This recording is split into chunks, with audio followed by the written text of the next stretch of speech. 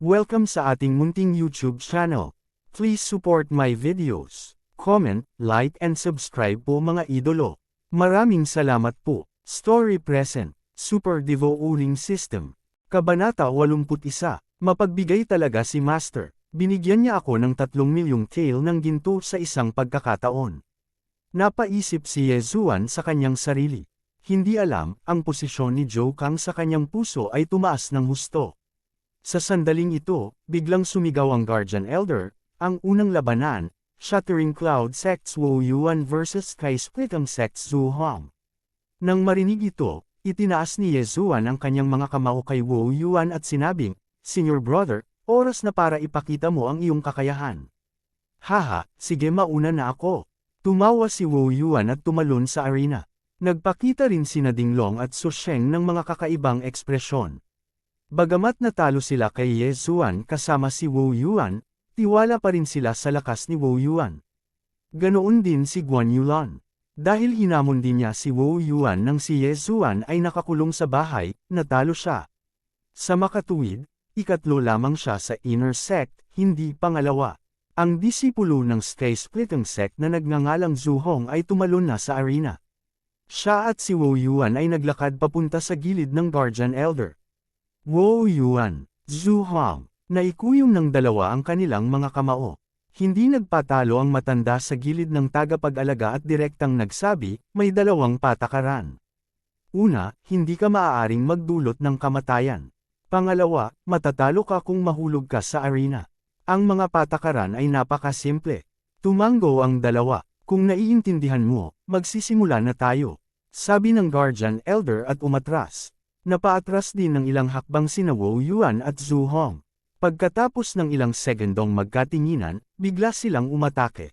Nagmamadaling kamay ng kulog. Sa sandaling magsimula ang labanan, ginamit ni Wu Yuan ang kanyang espesyal na kasanayan, ang ikapitong baitang martial art, Russian Thunder Hand.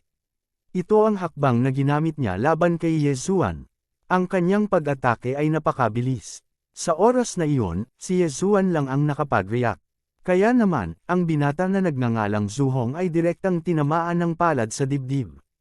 Pa! Isang muffled sound ang narinig, na sinundan ng dalawa pang muffled sounds.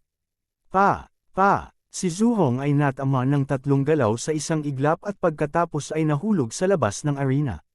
Nanalo si Wu Yuan. Nang isigaw ng Guardian Elder ang pangungusap na ito, ang buong larangan ng martial arts ay nagkagulo.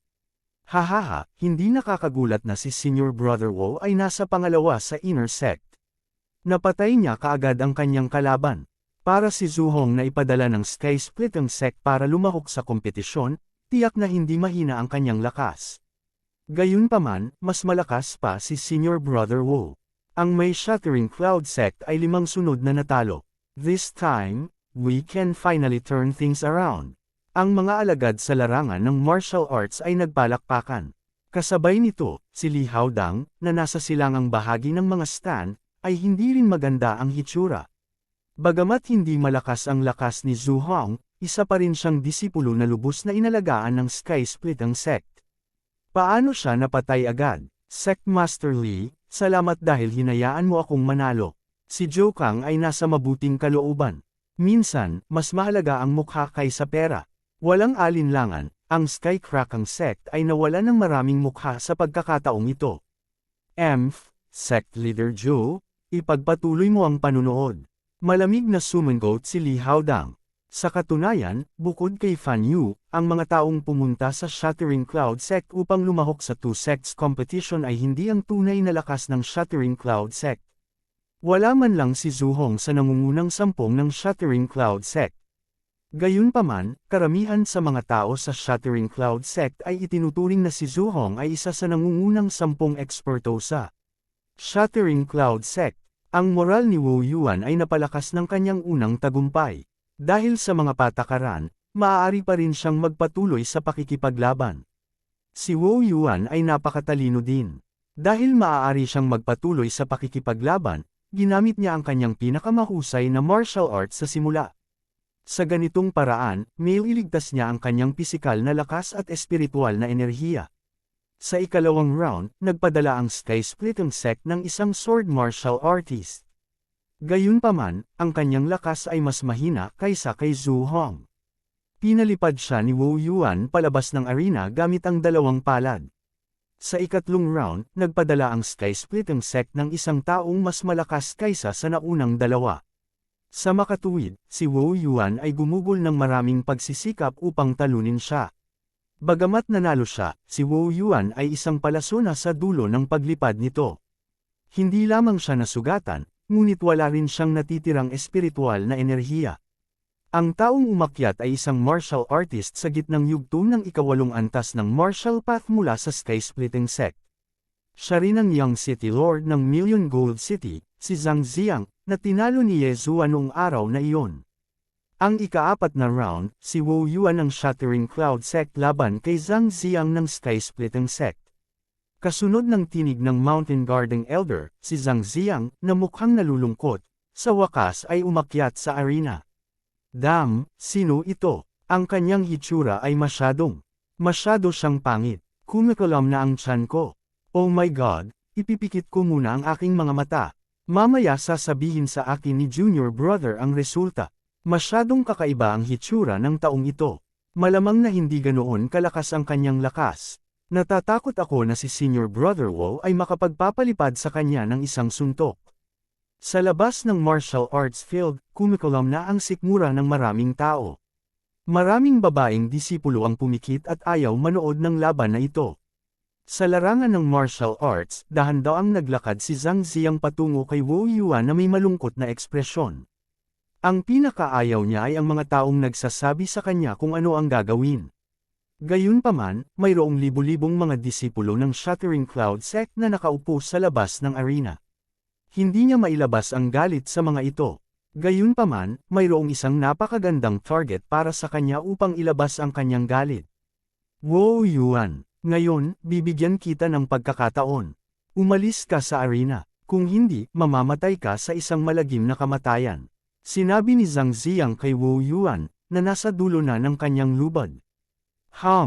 Hindi pinabulaanan ni Wu Yuan.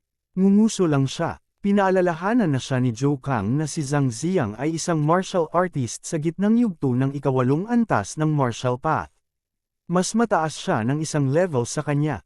Bukod dito, nakakonsumo na siya ng maraming espiritual na enerhiya at pisikal na lakas. Sa makatuwid, imposible para sa kanya na manalo sa labanang ito. Gayunpaman, dahil sa mga patakaran ng kompetisyon, nais niyang maubos ang espiritual na enerhiya ng kanyang kalaban hanggat maaari. Kung ganoon, hindi ako magpipigil. Naningkit ang mga mata ni Zhang Ziang. Ang kanyang tatlong junior brothers ay nasugatan at natalo ni Wu Yuan. Sa makatuwid, narito siya upang ibalik ang kanyang mukha. Ang Shattering Sky Sect ay hindi na mapahiya. Kung handa ka na, simulan na natin. Sabi ng Guardian Elder sa gilid. Whoosh! Bago niya matapos ang kanyang pangungusap, kumislap ang figure ni Zhang Ziang habang humaharurot siya patungo kay Wu Yuan. Kasabay nito, ang mahabang espada sa kanyang kamay ay nakabuka na may kumalatong na tunog.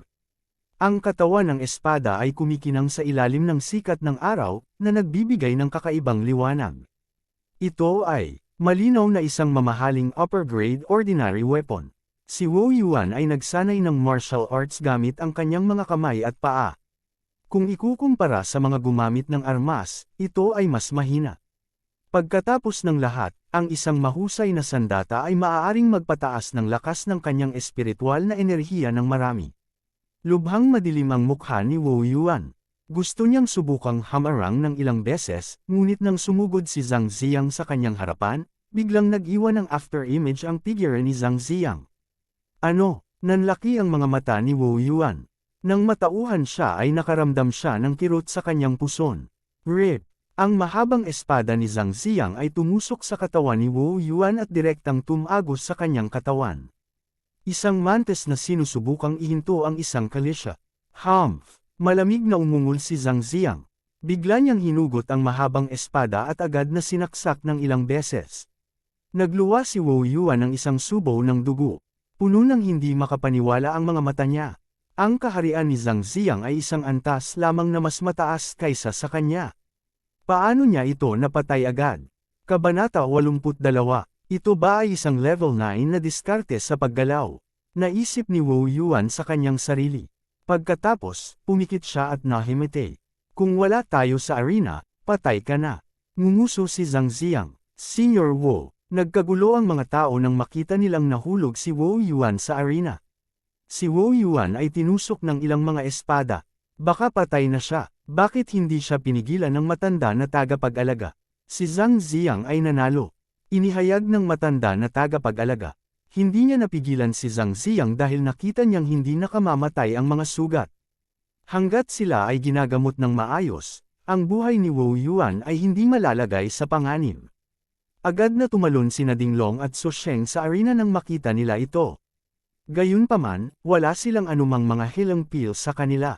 Natarante sila nang makita ang malaking dami ng dugo na umaagos mula sa mga sugat. Ibigay mo ito kay Senior Wu. Biglang tumalon si Ye Zuan sa arena at naghagis ng puting bote ng jade kay Dinglong. Iyon ay ang 100 flower do na nagkakahalaga ng isang devouring point. Hindi ito masyadong inisip ni Dinglong. Agad niyang tinulungan si Wu Yuan na tumayo at ibinuhos ang 100 flower do sa kanyang bibig. Sa isang iglap, mabilis na nabawasan ang dami ng dugong umaagos mula sa mga sugat. Ano ang isang mahimalang healing pill? Nagulat sina Dinglong at Su Sheng. Maging si Zhang Ziang ay nabigla. Ito ang unang pagkakataon na nakakita sila ng healing pill na gumagana ng mahusay at napakabilis. Gayunpaman, hindi ito ang oras para magtanong tungkol dito. Nagmamadaling binuhat ni Su Sheng si Wu Yuan pababa ng arena. Sumugod din si Elder Bailai at nagsimulang gamutin si Wu Yuan. Para naman kay Dinglong, nanatili siya sa arena. Talagang walang awa ang mga disipulo ng Skycrackang sect. Zhang Ziang, ang susunod mong kalaban ay ako. Si Dinglong, na pumangatlo sa inner sect, ay malamig na ngumuso. Don't worry, you will end up like him. Sabi ni Zhang Ziang. Biglang nahulog ang kanyang tingin kay Ye Zuan. Talo, bakit ka nakatingin sa akin? Kung gusto mo akong labanan, kailangan mong manalo ng 3 round pa. Gayunpaman, babalaan muna kita. Pag nakita mo ako, mamamatay ka ng masama. Panipi. Pinigilan ni Ye Zuan ang layuning pumatay sa kanyang puso at malamig na sinabi. Tumalikod na siya at umalis sa arena. Malinaw, inilalabas ni Zhang Ziang ang kanyang galit kay Wu Yuan, na nagpagalit kay Ye Zuan. Sa loob lamang ng isang buwan, nakalusot si Zhang Ziang mula sa tuktok ng ika-7 yugto hanggang sa gitna ng ika-8 yugto. Ang kanyang kakayahan ay bihira din. Noong bata pa ang isang martial artist, ang bilis nilang makalusot ang pinakamabilis. Dahil ang mga meridian ay hindi pa nabuo, ang paglusot ng 2 beses sa isang buwan ay naiintindihan pa rin. Gayunpaman, paano nalaman ni Zhang Ziang na si Ye Zuan ay wala na sa kaharian tulad ng dati? Huwag kang mag-alala. Matatalo kita at ipaghihiganti ang aking kahihiyan, sabi ni Zhang Ziang sa kanyang puso habang siya ay umatras sa likuran. Gayunpaman, ang kanyang mga aksyon ay napukaw na ang galit ng nakapaligid na mga disipulo ng Shattering Cloud Sect. Senior Brother Ding, talunin mo siya at ipaghiganti si Senior Brother Wu. Win my ass. Lumpo Zhang Ziang, iyon lang ang paraan para mailabas ang galit natin. Pilayan mo siya. Sinulyapan ni Zhang Ziang ang kanyang paligid at nagsiwalat ng masamang tingin. Ang mga tao ay nahuhulog sa tagay. Pilayan siya. Ilan sa mga alagad na naruroon ang kayang gawin iyon. Narinig din ng matanda na nagbabantay sa bundok ang mga sigaw, ngunit wala siyang pakialam. Mahinahon lang niyang sinabi, let's begin. Sa sandaling matapos siyang magsalita, ang figure ni Zhang Ziang ay mabilis na nawala muli. Rip, rip, rip. Sa susunod na ilang segundo, isang malutong na tunog ang patuloy na narinig. Nang mag-react ang lahat, nakita nila na si Zhang Ziang ay nagpakita na sa harap ni Dinglong. Ang kanyang mahabang espada ay tumagos na sa katawan ni Dinglong. May bahid na ng dugo ang damit ni Dinglong. Tulad ni Wu Yuan, siya ay sinaksak ni Zhang Ziang. Lagok. Hindi makapaniwala si Dinglong, ngunit ang matinding sakit sa kanyang katawan ay nagpapaniwala sa kanya na napakalaki ng pagitan nila ni Zhang Ziang. Instant kill. Agad na napatay si Wu Yuan dahil nakalaban siya ng 3 round at nasugatan. Ang kanyang pisikal na lakas at espiritual na kapangyarihan ay naubos din ng husto.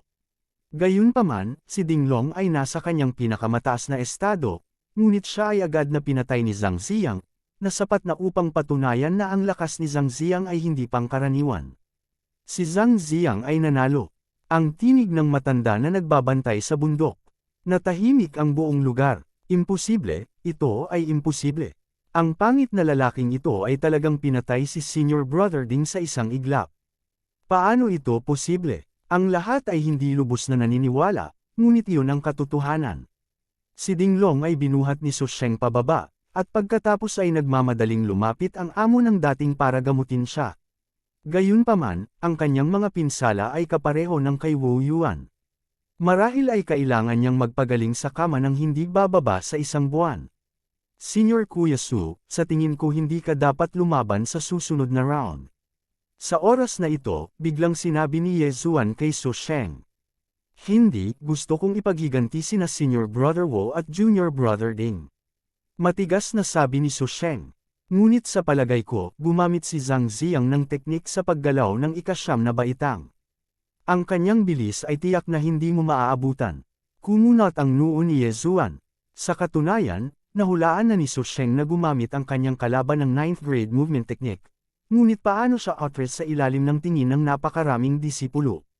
Junior Brother Ye, kahit matalo ako, hindi ako pwedeng umatras.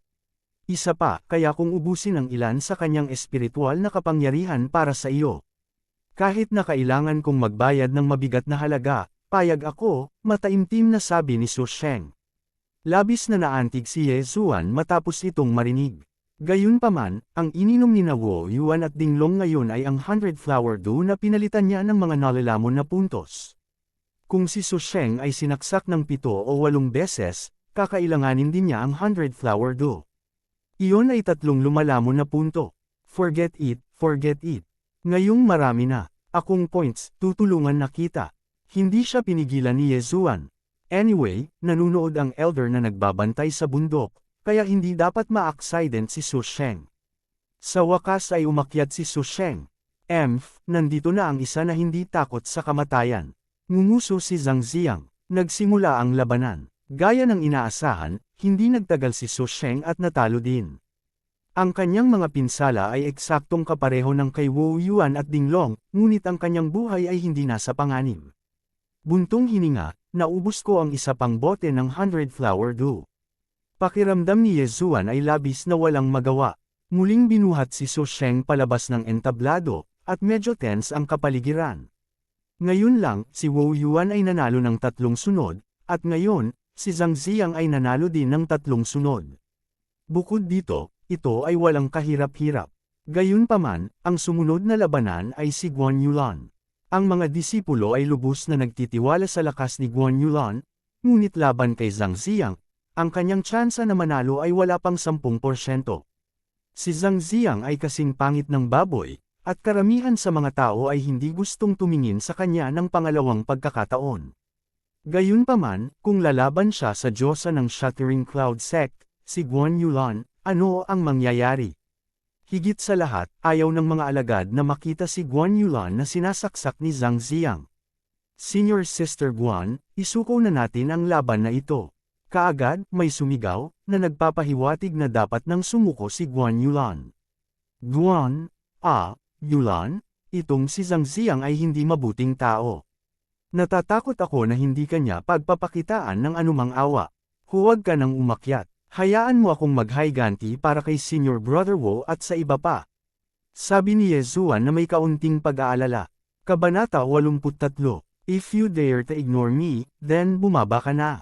Hinawakan ni Ye Zuan si Guan Yulan at kinaladkad siya pabalik ng buong lakas. Isa rin akong disipulo ng Shattering Cloud Sect.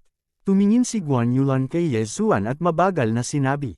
Ang pangungusap na ito rin ang pinakabuod ng usapin. Ang kompetisyong ito ay nauugnay sa mukha ng Shattering Cloud Sect. Sa paglipas ng mga taon, hindi kailanman nagkaroon ng sitwasyon kung saan inamin ng dalawang sekta ang pagkatalo. Hindi kaya sa pagkakataong ito, masisira na. Tumingin si Ye Zuan sa mukha ni Guan Yulan at nag-alinlangan. Hindi siya kamag-anak ni Guan Yulan, kaya hindi niya ito mapigilan na magdesisyon. Gayunpaman, lalaki pa rin siya. Paano niya hinayaang masaktan ng isang babae? Sa sandaling ito, nabaluktot ang mukha ni Zhang Ziang at pinagalitan niya, Shattering Cloud Sect, lalaban ka pa ba? Kung hindi ka maglakas loob, aminin mo ang pagkatalo. Bakit mo ito kinakaladkad palabas? Sa sandaling ito, si Zhang Ziang ay nasa napakasamang kalagayan. Ito ay dahil ninakaw ni Ye Zuan ang kanyang kasintahan, binigyan siya ng berdeng sombrero, at sinira pa ang plano ng kanyang ama. Sa makatuwid, matagal nang gustong patayin ni Zhang Ziang si Ye Zuan. Gayunpaman, hindi siya nang ahas na gawin ito dahil sa pagkakakilanlan ni Ye Zuan. Ngayon, matapos makita ang relasyon ni Ye Zuan at Guan Yulan, lalo siyang nagseselos. Nakapagdesisyon na siya na pahirapan si Guan Yulan sa arena. Hindi bagay sa kanya ang salitang protective. Gusto lang niyang hugasan ang kanyang kahihiyan. Tiningnan ni Ye Zuan si Zhang Ziang sa pamamagitan ng katawan ni Guan Yulan at ginawa ang desisyon sa kanyang puso. Sige, ingat ka, paalala ni Ye Zuan sa kanya. Sa peak 10th stage martial path elder, hindi malalagay sa panganib ang buhay ni Guan Yulan. Bukod dito, ang devouring system ay may mas mahusay na gamot sa pagpapagaling kaysa sa 100 flower do, kaya medyo ligtas si Guan Yulan. Nang pumasok si Guan Yulan sa arena, muling naghiyawan ang mga tao. Pinuri ng ilan sa mga nakapaligid na disipulo ang katapangan ni Guan Yulan dahil hindi siya natatakot sa panganib, habang ang ilan ay nanalangin para sa kanya. Maliit na bilang lamang ng mga tao ang naniniwala na kayang talunin ni Guan Yulan si Zhang Ziang. Nang pumasok si Guan Yulan sa arena, malamig na ngumuso si Zhang Ziang at sinabing, "Miss, huwag mong isipin na magpapakita ako ng awa sa iyo dahil babae ka. Gayunpaman, bibigyan kita ng pagkakataon. Hindi pa huli ang lahat para bumaba ka ngayon." Panipi, pakiusap, walang sinabi si Guan Yulan. Ibinaba niya ang kanyang mahabang espada at nakipagdigma. "Fine, dahil gusto mong mamatay, tutuperin ko ang wish mo." Isang mabangis na tingin ang bumungad sa mga mata ni Zhang Ziang. Matapos makita si Guan Yulan, nagkaroon siya ng ideya sa kanyang isipan. Matalim din ang tingin ng Mountain Guarding Elder kay Guan Yulan. Ang huli ay ang adopted daughter ng Sect Master ng Shattering Cloud Sect. Kung siya ay nasugatan, magiging mahirap para sa kanya na ipaliwanag ito sa Sect Master.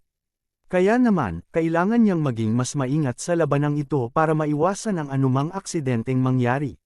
Simulan. Sa sandaling umalangaw ang boses ng Elder, si Zhang Ziang ay humakbang pasulong. Ang mga deacon, mentor, at elder ng Shattering Cloud Sect ay napabuntong hininga.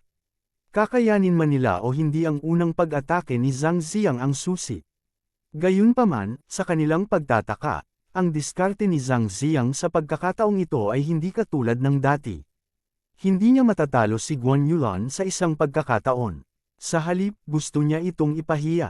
Agad na sumugod si Zhang Ziang sa harap ni Guan Yulan at casual na itinutok ang kanyang espada. Napakabilis ng kanyang pag-atake kaya hindi nakapag-react si Guan Yulan sa oras. Rip! Isang malutong na tunog ang narinig. Hindi nasaktan si Guan Yulan. Tanging ang kanyang puting damit lamang ang natusok ng mahabang espada. Malamig ang mukha ni Guan Yulan. Nararamdaman niya ang kapangyarihan ni Zhang Ziang. Hindi siya isang taong makakalaban niya. Gayunpaman, nang isipin niya ang tungkol kay Wu Yuan at ang kaawa-awang kalagayan ng dalawa, isang alon ng galit ang umusbong sa kanyang puso. Itinaas niya ang kanyang kamay at inatake si Zhang Ziang. Sobra mong tinansya ang sarili mo. How dare you counterattack? Ngumuso si Zhang Ziang at umiwas sa pag-atake. Rip! Isa pang malutong na tunog ang narinig. Ang balabal ni Guan Yulan ay may butas, na nagpapakita ng kanyang maputing balat. Buti na lang braso niya lang iyon. Alam ni Ye Zuan kung ano ang gagawin ni Zhang Ziang. Si Guan Yulan ay nasugatan at natalo.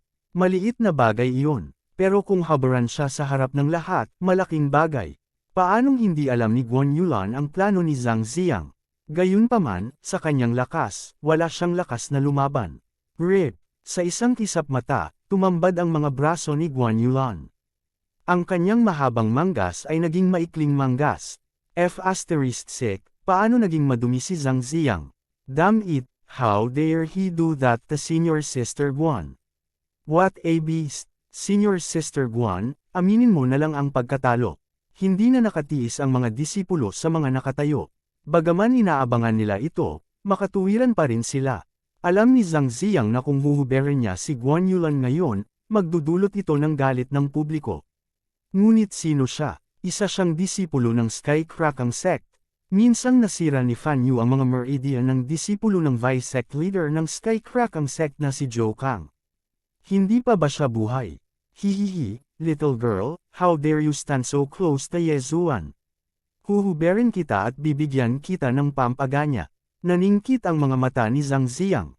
Itinutok niya ang kanyang mahabang espada sa dibdib ni Guan Yulan. She asterisk T. Lumubog ang mukha ni Guan Yulan. Alam niyang hindi niya maiiwasan ang espadang ito. Kung magtagumpay ang masamang plano ni Zhang Ziang, mawawala ang lahat ng kanyang mukha. Naghanda na ang Mountain Guardian Elder. Gayunpaman, sa sandaling ito, bigla niyang nakita ang isa pang figure na naniningil kay Guan Yulan.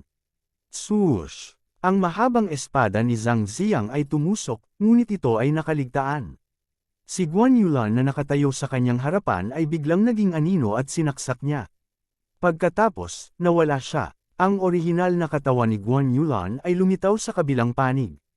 Ano? Imposible, paano niya naiiwasan ang espada ko? Nagulat si Zhang Ziang. Malapit na siyang magtagumpay, ngunit bakit may nangyaring hindi inaasahan? Napalingon siya sa gulat at nakita niyang si Guan Yulan ay nasa bisig ng isang lalaki. Ang lalaking ito ay si Ye Zuan. Matapos mapagtanto ang intensyon ni Zhang Ziang, handa na si Ye Zuan na kumilos. Hindi na siya nakatiis at nilabag niya ang mga patakaran para iligtas si Guan Yulan. Ye Zuan, anong ginagawa mo? Gulat na tanong ni Zhang Ziang. Nasa kalagitnaan siya ng labanan. Biglang umakyat si Ye Zuan sa entablado, na halatang lumabag sa mga patakaran. Kasabay nito, nagbago ang ekspresyon ni Li Haodang. Sumigaw siya, Sect Leader Zhou, anong nangyayari? Gumawa pa rin ang batang ito, sabi ni Zhou Kang sa kanyang puso. Pagkatapos, malakas niyang sinabi, ang Shattering Cloud Sect ay umamin ng pagkatalo. Mukhang hindi maganda ang ekspresyon ni Zhou Kang. Si Guan Yulan ay ampon na anak ng sect leader ng Shattering Cloud Sect. Espesyal ang kanyang pagkakakilanlan. Kahit na hindi kumilos si Ye Zuan, ang Guardian Elder ay gagawa ng hakbang. Kahit sino ang gumawa ng hakbang, pareho ang resulta. Aminin ang pagkatalo. Kabanata 84. Ang kompetisyon sa pagitan ng dalawang sekta ay ginanap ng higit sa 10 beses, ngunit walang sino man ang umamin ng pagkatalo.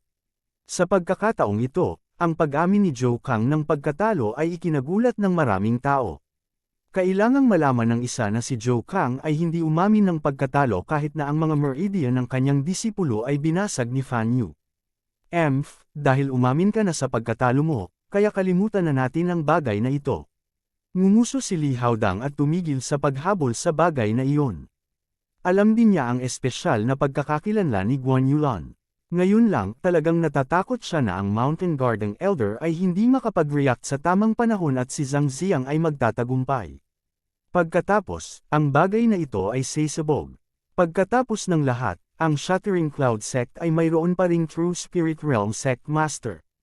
Pagkaraang bumagsak ang boses ni Zhou Kang, lahat sa audience ay nakahinga ng maluwag na parang isang mabigat na pasanin ang naalis sa kanilang mga balikat. Gayunpaman, ang kanilang atensyon ay agad na naakit ng ibang bagay. Ang bilis talaga. Ang bilis ni Ye Zuan na ito ay talagang mas mabilis kaysa kay Zhang Ziang. Kaya ganoon siya kalakas. Nakaligtas na tayo. Naligtas na tayo. Siguradong matatalo ni Ye Zuan ang pangit na bastos na ito. Hindi ba siya umiinom ng pills para mag-advance? Bakit ang lakas niya? May nagtanong. Sa oras na ito, ipinaliwanag ng isang malapit na elder, ang pag-inom ng mga table tas upang pilitin na itaas ang antas ng paglilinang ng isang tao ay nakakapinsala sa mga may mahinang kakayahan. Gayunpaman, ang mga tunay na henyo ay may pambihirang kakayahan sa pagpino, kaya ang mga epekto ng mga tableta sa kanila ay napakaliit. Ang elder na ito ay si Elder Bai Lai, ang nagpaalis kay Wu Yuan para gamutin. Matapos marinig ang kanyang mga salita, naliwanagan ang mga alagad. Kaya si Ye Zuan, na akala nila ay basura, ay talagang isang henyo. Gayunpaman, hindi sila masisisi. Kung tutuusin, maging ang matanda ay nagkamali sa paghusga sa kanya. Ang isang henyo tulad niya ay isa sa 1,000,000. Sa arena, dahil sa puwersahang intervensyon ni Ye Zuan, nailigtas si Guan Yulan.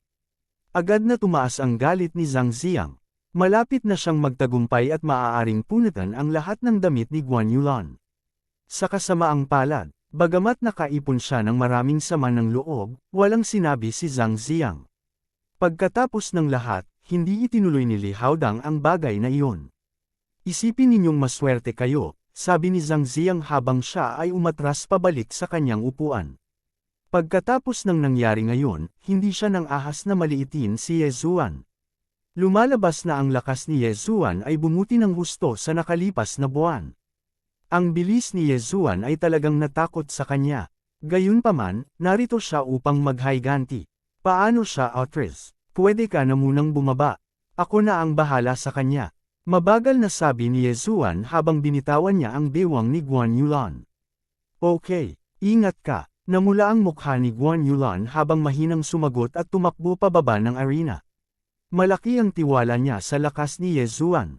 Pagkatapos ng huling misyon sa Blackwater Mountain, nakalusot siya sa isang kaharian, ngunit nakalusot si Ye Zuan sa kabuuan ng 2 beses. Higit pa rito, nang ibigay niya sa kanya ang mga puntos, si Ye Zuan ay nasa tuktok na ng ika-8 antas ng Martial Dao. Isang hakbang na lang ang layo niya mula sa pagpasok sa ika-9 na antas ng Martial Dao. Ang ganitong uri ng lakas ay sapat na upang talunin si Zhang Ziang na nasa 8th realm. It's finally your turn. Ngayon, ipaghihiganti ko ang nangyari sa araw na iyon. Pipolayan ko ang mga meridian mo at pagkatapos ay aalagaan ko ang Zhu family at ang Ye family mo. Don't worry, isa-isa kong aalagaan, ang mga babae mo. Panipi. Tumingin si Zhang Ziang kay Ye Zuan na may mabangis na ekspresyon. Don't worry, bubugbugin kita hanggang sa hindi mo na may sigaw ang pagkatalo mo. Malamig na sagot ni Ye Zuan. Dati, sa City of Gold, tinuruan lang niya ng leksyon si Zhang Ziang. Gayunpaman, sa pagkakataong ito, may balak siyang pumatay. Si Zhang Ziang ay masyadong mayabang at ang kanyang mga pamamaraan ay walang awa. Kailangang ipaalam ni Ye Zuan sa kanya na may mga taong hindi niya mahawakan. Anong yabang? Ngayon, mararanasan ko ang lakas ng disipulo ng Shattering Cloud Sect Master. Pagkatapos sabihin iyon, sumugod si Zhang Ziang patungo kay Ye Zuan gamit ang kanyang espada. Bago sumigaw ang Mountain Guarding Elder, nakakilos na siya. Gayunpaman, hindi siya pinigilan ng Mountain Guarding Elder at tahimik lang na umatras. Nakita niyang handa na si Ye Zuan. Ramdam niya ang mamamatay tao na aura. Shoo! Shoo! Sa sandaling lumipat si Zhang Ziang, lumipat din si Ye Zuan. Nagharap ang 2 figure sa napakabilis na bilis. Hindi malinaw na nakikita ng maraming tao ang kanilang mga galaw. Sunod-sunod na after images lang ang nakikita nila. Go! Go! Patayin si Zhang Ziang. Senior Brother Ye, patayin mo siya at ipaalam kung kaninong teritoryo ito. Pilayan ang kanyang mga meridian. Ang buong martial arts training field ay biglang nagkagulo. Sinusuportahan ng lahat si Ye Zuan. Masyadong crudo ang mga naunang pamamaraan ni Zhang Ziang, na naging dahilan ng pagkagalit ng mga tao. Bagamat si Zhang Ziang ay nakalusot ng 2 beses sa isang buwan, si Ye Zuan ay hindi katulad niya noong isang buwan. Sa kasalukuyan, siya ay nasa tuktok ng ika-8 yugto ng Martial Path, na isang yugto na mas mataas kaysa kay Zhang Ziang. Bukod dito, sa pagdaragdag ng 100 Beasts Bloodline at Wind Chasing Leopard Bloodline, maaabutan niya si Zhang Ziang na gumagamit ng 9th Stage Martial Art kung gagamitin niya ang 7th Stage Martial Art, Netherworld Steps. Kung gagamitin niya ang 9th Stage Martial Art, Heavenly Illusion Martial Art, maaari niyang agad na patayin si Zhang Ziang. Gayunpaman, napakamayabang ni Zhang Ziang. Nasugatan niya si Wu Yuan at ang 2 pa at halos punitan ang damit ni Guan Yulan. Paanong hinayaan ni Ye Zuan na matalo si Zhang Ziang ng ganoon kadali? Boom! Nagtagpo ang 2 figure at sa isang iglap, isang marahas na tunog ang umalangaw-ngaw. Biglang huminto ang 2 figures sa stage. Damapo na ang kamao ni Ye Zuan sa tiyan ni Zhang Ziang. Natahimik ang buong crowd. Instant kill. Hindi pa. Makakagalaw pa si Zhang Ziang. Mamatay. Tinamaan ng kamao si Zhang Ziang at naramdamang kumukulo ang kanyang tiyan. Gayunpaman, sinaksak pa rin niya ang kanyang espada. Sa ganoong kalayuan, imposibleng saktan niya si Ye Zuan. Sabi ko sa'yo, bubugbugin kita hanggang sa hindi mo na maisigaw ang pagsuko mo. Ang malamig na boses ni Ye Zuan ay biglang umalangaw-ngaw sa mga tainga ni Zhang Ziang. Kasunod nito, naramdaman ng huli ang matinding pananakit ng kanyang lalamunan. Parang nataman ng bato ang ulo niya. Kotsa, sa malutong na tunog, lumipad palabas ng paalang ang katawan ni Zhang Ziang. Isang pool ng dugo ang lumutang sa hangin. Natama ng kanyang lalamunan ng kamao ni Ye Zuan. Napakasakit na hindi siya makapagsalita. Ito ay matapos magpakita ng awa si Ye Zuan. Kung hindi, sapat na ang suntok na ito para mabali ang kanyang lalamunan. Shoo! Nang hindi hinintay na mag-react si Zhang Ziang, muling sumugod si Ye Zuan. Sa pagkakataong ito, hindi kamao ang ginamit niya, kundi finger technique. 8th stage martial art, Heavenly Crippling Finger. Sa isang iglap, ang mga kamay ni Ye Zuan ay parang machine gun. Mabilis silang nag-flash. Sa tuwing damapo sila sa katawan ni Zhang Ziang, si Zhang Ziang ay magpapakawala ng masakit na ungol.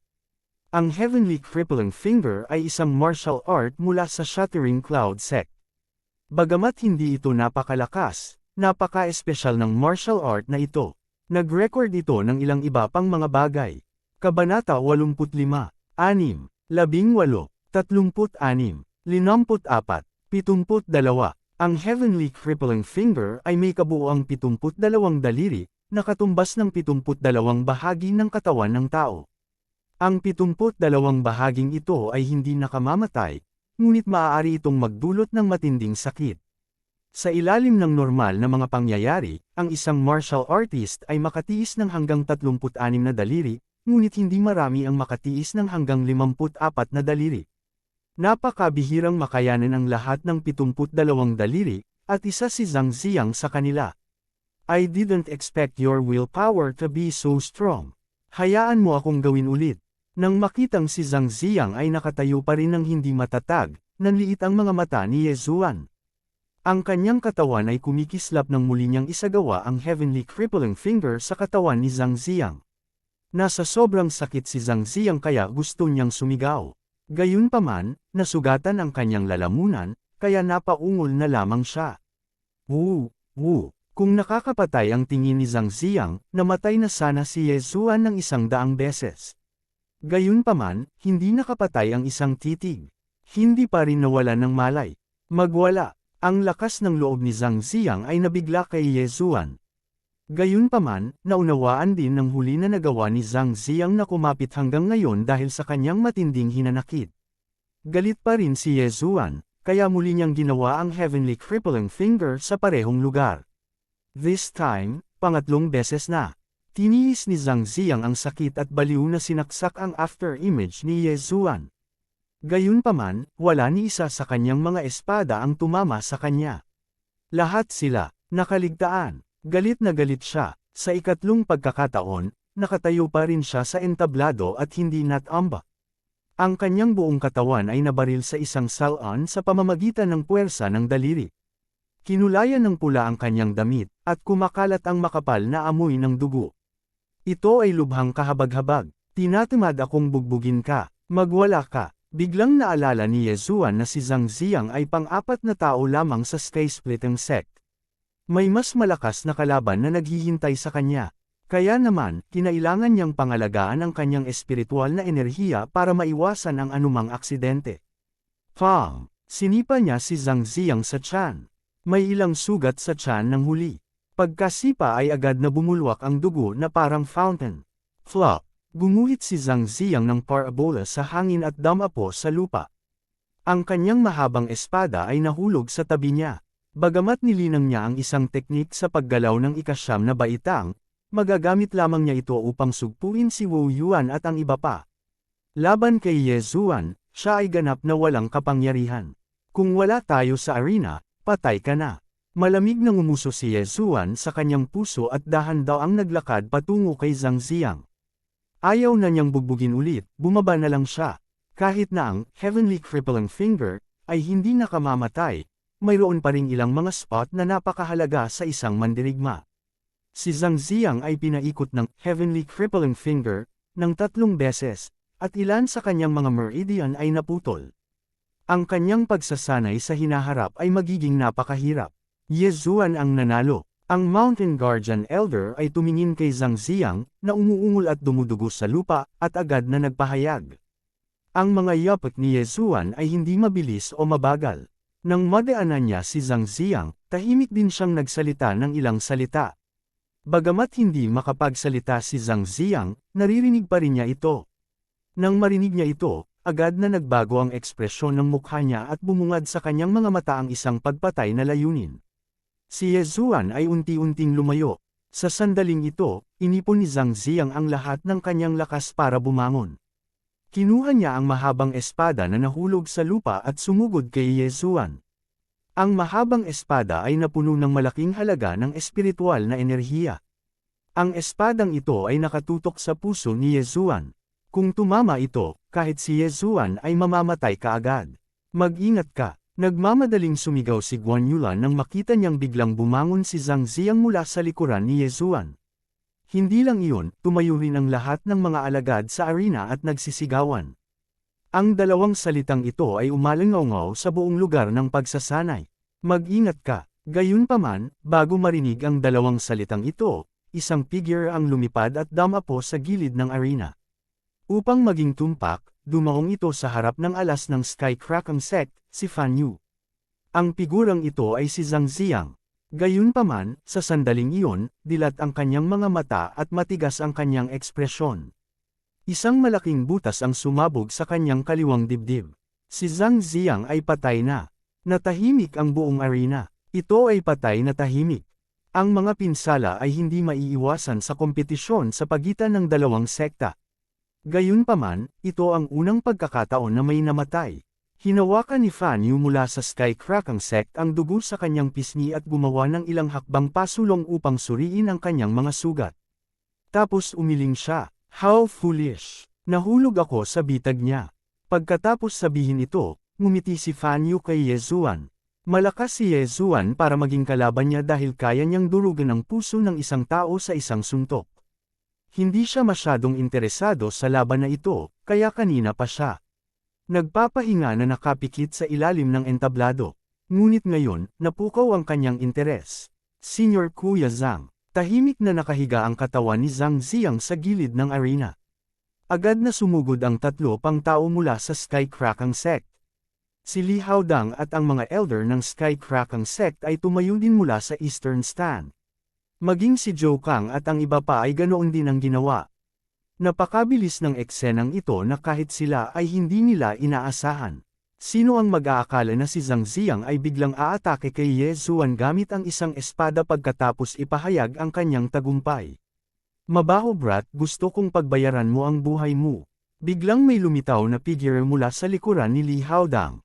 Direkta siyang tumalon pababa mula sa 10 metrong taas na viewing platform at mabilis na sumakay patungo kay Yezuan. Siya ang amo ni Zhang Ziang, si Hu Zon. Sa sandaling namatay si Zhang Ziang, alam ni Zhou Kang na siya ay nasa problema. Gayunpaman, mayroon pa ring eksperto mula sa Skycrackang Cloud sect sa arena. Agad siyang sumigaw, Guardian Elder, pigilan mo siya. Nakita ni Hu Zon na patay na ang kanyang disipulo at gusto niyang bayaran ni Yezuan ang kanyang buhay. Gayunpaman, sa sandaling ito, ang Guardian Elder ay biglang sumugod at iniunat ang kanyang tuyong kanang kamay. Bang! Bagamat si Hu Zon ay nasa 10th realm of the martial path, mas mahina pa rin siya kaysa sa Guardian Elder, na nasa peak of the 10th realm. Kaya naman napilitan siyang umatras ng ilang hakbang. Umalis ka sa dinadaanan ko. Sa pagtingin sa lantang Elder, dumidilim ang mukha ni Hu Zon. Alam niya na ang Elder na ito ay isang eksperto mula sa Skycrackang Cloud sect, pangalawa lamang sa sect leader at sa vice sect leader. Kamahalan, ano ang gusto mong gawin? Tiningnan ng Guardian Elder si Hu Zon at dahan-daang nagtanong. Siyempre gusto kong patayin ang mabahong brat na iyon at ipaghiganti ang alagad ko. Kinagat ni Hu Zon ang kanyang mga ngipin at sumagot. Hindi mangyayari iyon. Hindi nag-aksaya ng oras ang Guardian Elder at direktang tinanggihan siya. Kung gayon maaari mong subukan. Walang sabi-sabi, agad silang nag-away. Sa isang iglap, sinimulan ni Hu Zon na atakihin ang Guardian Elder ng may kabaliwan. Sa sandaling ito, ang ilan sa mga matatanda mula sa Skycrackang sect sa silangang plataporma ay naghihintay sa mga tagubilin ni Li Haodang. Ito ang unang pagkakataon na may naganap na kamatayan sa kompetisyon sa pagitan ng dalawang sekta. Nasa Vice Sect Leader, si Li Haodang, kung ano ang gagawin. Sect Leader Joe, you have guts. How dare you pumatay ng disipulo ng Skycrackang sect? Si Li Haodang ay ang Vice Sect Leader at may pambihirang katayuan. Napanatili pa rin niya ang kanyang rasyonalidad. Kabanata 86. Nang tambangan si Yezuan, wala ito sa inaasahan ni Zhou Kang. Halos tumigil sa pagtibok ang puso niya. Sa kabutihang palad, magaling si Yezuan. Kung hindi, agad niyang inutusan si Li Haodang at ang iba pa na patayin. Walang pakialam, Sect Leader Zhou, sa tingin mo hindi ko nakita. Nang dumaan ang batang iyon kay Zhang Ziang, may sinabi siya para ma-provoke si Zhang Ziang na tambangan siya, sabi ni Li Haodang. Nang marinig ito ng mga tao sa paligid, natigilan sila. Gaya ng inaasahan sa isang martial artist na kalahating hakbang papasok sa True Spirit Realm. Napansin niya talaga ito. Kailangang malaman ng isa na hindi ito nakita ng maraming tao na naruroon. Hehe, totoo talaga ito. Pero Sect Leader Li, paano mo malalaman ang sinabi ni Yezuan? Isang ngiti ang ipinakita ni Zhou Kang. Kahit na ang insidenteng ito ay sanhi ng Shattering Cloud Sect, ang Shattering Cloud Sect ay nasa mali. Papakinggan ko ang sinabi niya. Si Li Haodang ay talagang hindi masyadong sigurado. Nang magsalita si Yezuan, ang kanyang ekspresyon ay kasing kalmado ng tubig. Marahil ay dahil hindi kinaya ni Zhang Ziang ang kahihiyan at inilantad ni Yezuan ang kanyang likod. Kaya naman gusto niya itong tambangan. Kuya Ho, kuminto ka muna. Sigaw ni Li Haodang at tumalon pababa kasama ang iba. Si Hu Zhan ay nakikipagpalitan ng suntok sa Mountain Guardian Elder. Laking gulat niya nang makitang mahati man siya sa tatlong katawan, malamang na wala siyang magagawa sa Mountain Guardian Elder. Sect Leader, kailangan mong ipaghiganti ang alagad ko. Nakita ni Hu Zhan na wala na siyang pag-asa na makalusot. Agad siyang sumugod sa gilid ni Li Haodang na may uhog at luha. Huwag muna nating pag-usapan ito sa ngayon. Ngumuso si Li Haodang. Sa pagbabantay ni Zhou Kang at ng iba pa, pinuntahan muna nila ang katawan ni Zhang Ziang at nakitang patay na ito. Pagkatapos, tinawag ni Zhou Kang si Yezuan. Bakit mo siya pinatay? Diretsyong tanong ni Li Haodang. Gayunpaman, gumamit din siya ng ilang mga trick upang itanong ang tanong na ito. Senyor, nakita mo siguro ang nangyari kanina lang. Si Zhang Ziang ang unang naglunsad ng palihim na pag-atake sa akin. Nataranta ako at sumuntok, hindi sinasadyang napatay siya. Hindi mangmang nasasabihin ni Yezuan na sinadya niyang patayin si Zhang Ziang. Agad niyang pinaliwanag ang nangyari. Oo, lahat ito ay bahagi ng kanyang plano. Sinadya niyang akitin si Zhang Ziang na tambangan siya. Gayunpaman, hanggat hindi niya ito inamin, ano ang magagawa ni Li Haodang sa kanya? Then anong sinabi mo sa kanya kanina? Patuloy na tanong ni Li Haodang. Bahagyang ngumiti si Yezuan at sinabing, isang pangungusap lang ang sinabi ng batang ito. Kung gagawa ka ng labis na kawalang katarungan, mamamatay ka. Sigurado ka ba? Hindi siya naniwala ni Li. Malamang ay may sinabi si Yezuan para hikayatin si Zhang Ziang na tambangan siya. Halimbawa, sa mga salita ng tumayo ka at patayin mo ako kung ang sa iyo ay syempre. Engs ng lang its engs ay ngunit, at ng Li. Nang ngunit. Li xsa off. At si Li niye. Tuldok tuldok tuldok tuldok tuldok tuldok tuldok tuldok tuldok tuldok. Ises. Nang. Ay. Walang kabuluhan ang pagkamatay ni Zhang Ziang. Brat, papatayin kita. Sa sandaling iyon, si Elder Hu ng Skycrackang sect ay biglang sinunggaban ng kuko si Yezuan. How dare you? Isang malamig na boses ang umalingaw habang pinalipad si Elder Hu. Gayunpaman, ang taong nagpalipad sa kanya ay walang iba kundi ang Vice Sect Leader ng Skycrackang sect, si Li Haodang. Sa pagkakataong ito, mali ang Skycrackang sect. Hindi sulit na magsimula ng digmaan sa pagitan ng Skycrackang sect at ng Shattering Cloud sect para lang ipaghiganti si Zhang Ziang. Kung talagang sumiklab ang away, wala ni isa sa kanila ang makakaalis sa Shattering Cloud sect. Pagkatapos ng lahat, mayroong libu-libong mga disipulo dito. Bukod doon, mayroon ding mga deacon kahit man lang sa 8th realm of the martial path, mga instructor sa 9th realm, at elder sa 10th realm. Si Jokang lang at ang Mountain Guarding Elder ay sapat na para pahirapan sila, lalo na ang iba. Leader ng sekta, nagulat si Huzon. Ang Skycrackang sect ay mas malakas kaysa sa Shattering Cloud sect. Hindi nila kailangang matakot sa Shattering Cloud sect. Elder Hu, si Zhang Ziang ang naglunsad ng palihim na pag-atake. Karapat-dapat siyang mamatay, sabi ni Li Haodang habang tinitingnan si Hu Zon. Bagamat patay na si Zhang Ziang, naroon pa rin si Fan Yu. Sa kanyang lakas sa 9th realm of the martial path, tiyak na may paghihiganti niya si Zhang Ziang. Hindi ba ito isang magandang bagay? Nang makita ni Hu Zon ang hitsura ni Li Haodang, bigla niyang naintindihan. Kung haharapin ni Fan Yu si Ye Zuan, maaari nilang ipaghiganti si Zhang Ziang at maiwasan ang digmaan sa pagitan ng dalawang sekta. Ano ang pagkakaiba sa pagitan ng paggawa ng isang martial artist sa isang pile at pagpatay sa kanya? Hanggat baldado si Ye Zuan, tiyak na iiwan siya ng Shattering Cloud sect. Kapag dumating ang oras na iyon, hindi ba siya ay nasa awan ng iba? Gayunpaman, kailangan pa rin nilang harapin ang isa pang problema. Tatanggapin kaya ng Shattering Cloud sect ang hamon. Sect Leader Joe, lalaban ka pa ba sa 5th round? Kung hindi, magkakaroon ng 6 na magkakasunod na panalo ang ating Skycrackang sect. Biglang tumalikod si Li Haodang at nagtanong. Nag-aalangan ngayon si Joe Kang.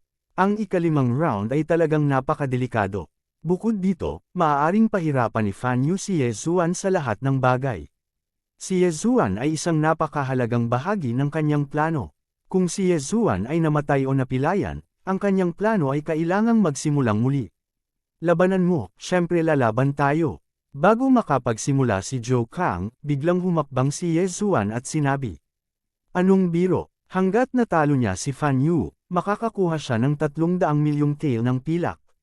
Sa 300 milyong tael ng pilak na ito, tiyak na makakalusot siya sa kalagitnaan ng yugto ng 9th realm ng martial path. Ye Zuan, ikaw, nagulat si Joe Kang. Naniwala siya sa talento ni Ye Zuan, ngunit itong Fan Yu na nasa harapan niya ay hindi isang taong dapat pagtripan. Kung si Fan Yu ay wala sa Skycrackang sect sa buong taon, tiyak na lihim niya itong nahuli. Master, mag-iingat po ako, mataimtim na sabi ni Ye Zuan. Kumunat ang noo ni Joe Kang. Talagang ayaw niyang hayaang lumaban si Ye Zuan. Kahit na makakakuha siya ng 1 bilyong tael ng pilak, kung may mangyari kay Ye Zuan, mas malaki ang kanyang pagkalugi. Sige, tumango si Joe Kang sa huli dahil napagpasyahan niyang personal na bantayan ang entablado kasama ang matanda sa tagapag-alaga ng bundok. Talagang hindi niya hahayaang may mangyari kay Ye Zuan. Haha, ang lakas talaga ng loob ni Sect Leader Joe. Fair na. Tumawa ng malakas si Li Haodang habang inaakay ang grupo sa ibaba ng stage. Pagkatapos, nagsabi siya ng ilang salita kay Fan Yu.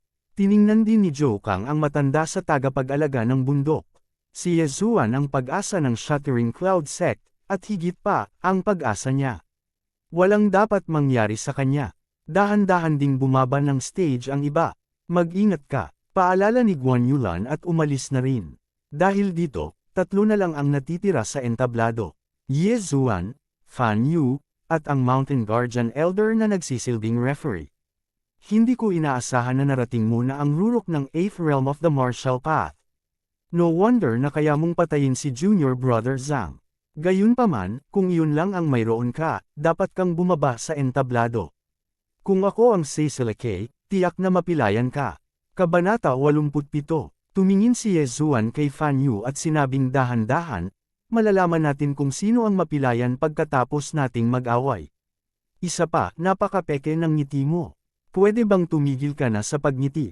Nagiging goosebumps ako. Nang marinig ito, natigil ang ngiti sa mukha ni Fan Yu at napalitan ng mabangis na ekspresyon.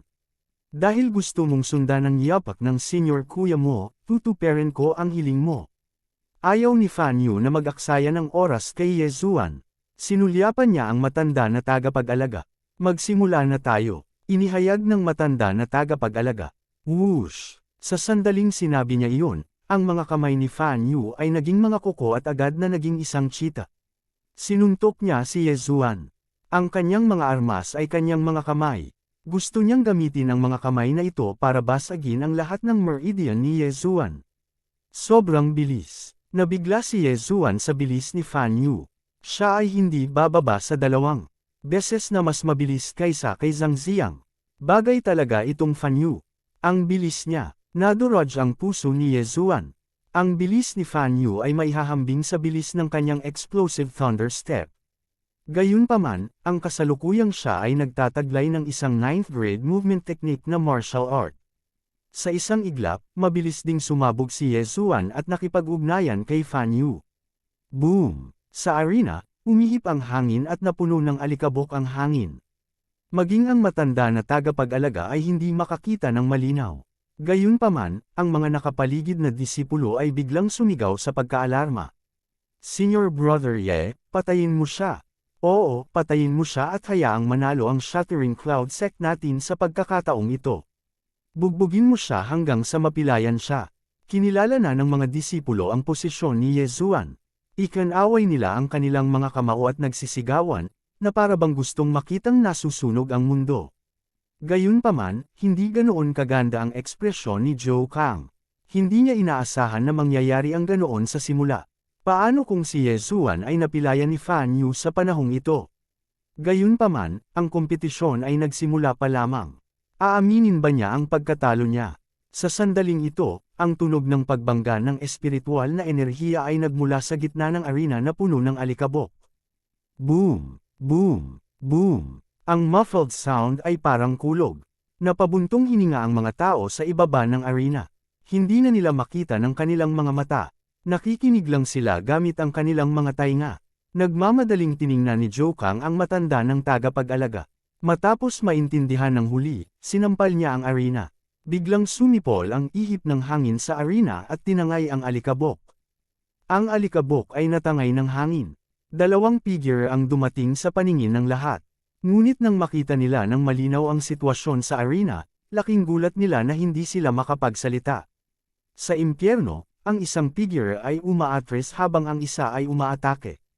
Sino ang binugbog? Siyempre, Fan Yu. Buti, bugbugin mo. Talunin mo siya hanggang mamatay.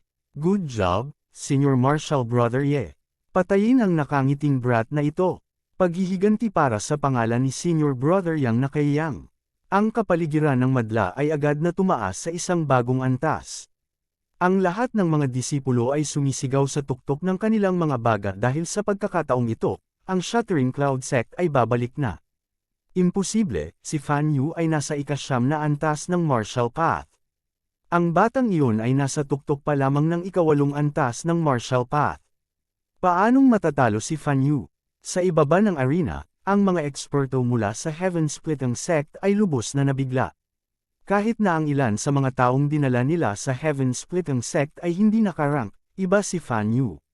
Siya ang unang disipulo ng sektang naghahati ng langit. Gayunpaman, ang unang disipulo na ito ay inaatake ng baliw. Para siyang mamamatay. Pambihira ang pangangatawan ng batang ito. Tiyak na pinainit niya ang kanyang katawan.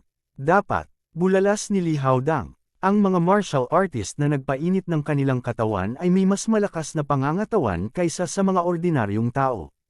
Gayunpaman, ang mga nagpainit ng kanilang katawan ay may napakalakas na paghahangad. Ang ganitong mga tao ay isa rin sa 1,000,000.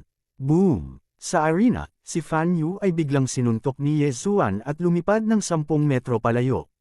Fan Yu, ito na lang ba ang meron ka? Mas mataas ka sa akin ng isang antas. Isa ka lang pala na tigre ng papel. Hindi na sinundan ni Yezuan ang isa pang pag-atake. Sa halip, siya ay tumingin napaka-disdainful. Hindi ito ang unang pagkakataon na hinamon niya ang isang mas mataas na antas. Akala niya noong una ay may kaunting lakas si Fan Yu. Gayunpaman, hindi niya inaasahan na si Fan Yu ay mahiyain gaya ng isang kuting sa kanyang harapan.